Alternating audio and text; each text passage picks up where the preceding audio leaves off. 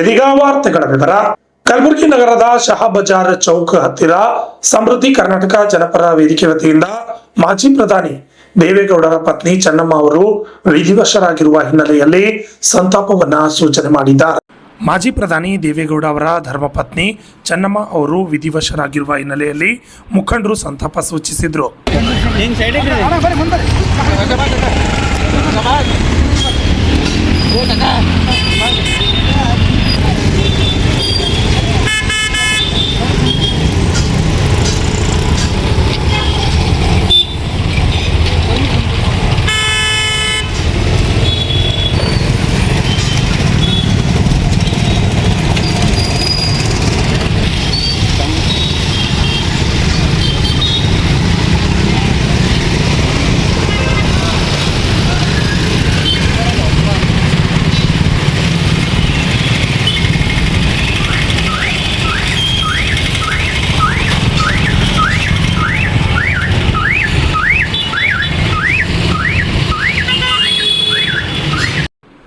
ಈ ಸಂದರ್ಭದಲ್ಲಿ ಮುಖಂಡರಾದ ಸುಭಾಷ್ ಬಿದ್ನೂರ್ ಹಾಗೂ ಗುರುಸ್ವಾಮಿ ಅವರು ಮಾತನಾಡಿದರು.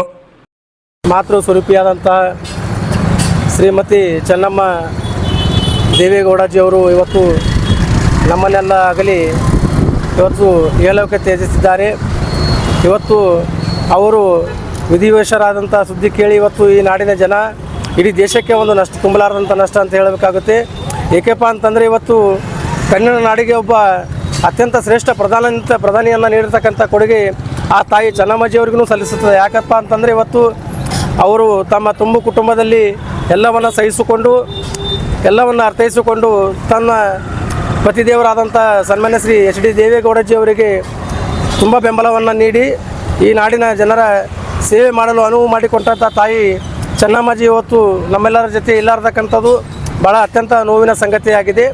ಆದ ಕಾರಣ ಇವತ್ತು ನಮ್ಮ ಸಮೃದ್ಧಿ ಕರ್ನಾಟಕ ಜನಪರ ಸಮಿತಿಯ ಎಲ್ಲ ಸದಸ್ಯರು ಸೇರಿಕೊಂಡು ಇವತ್ತು ತಾಯಿ ಮಾತಾಜಿಯವರ ಭಾವದ ಶ್ರದ್ಧಾಂಜಲಿಯನ್ನು ನಾವು ಶಾಬ್ಜಾರ್ ನಾಕಾದಲ್ಲಿ ಆಚರಿಸ್ತಾ ಇದ್ದೀವಿ.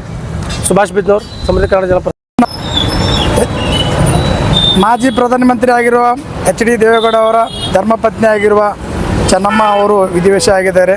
ಅವರ ಆತ್ಮಕ್ಕೆ ಶಾಂತಿ ಸಿಗಲೆಂದು ನಾವು ಶಾಬಜಾರ್ ನಾಕದಲ್ಲಿ ನಮ್ಮ ಸಂಘಟನೆ ವತಿಯಿಂದ ಶ್ರದ್ಧಾಂಜಲಿಯನ್ನು ಅರ್ಪಿಸಿದ್ದೇವೆ. ಅವರ ಆತ್ಮಕ್ಕೆ ಶಾಂತಿ ಸಿಗಲಿ, ಅವರ ಕುಟುಂಬದ ಎಲ್ಲರಿಗೂ ಶಕ್ತಿ ನೀಡಲೆಂದು ನಾ ದೇವರಲ್ಲಿ ಪ್ರಾರ್ಥಿಸುತ್ತೇನೆ. ಗುರುಸ್ವಾಮಿ ಹಿರೇಮಠ ಜನಪರ ಸಮಿತಿಯ ಜಿಲ್ಲಾ ಅಧ್ಯಕ್ಷರು. Bureau report RJ32 Kannada news, Kalaburagi.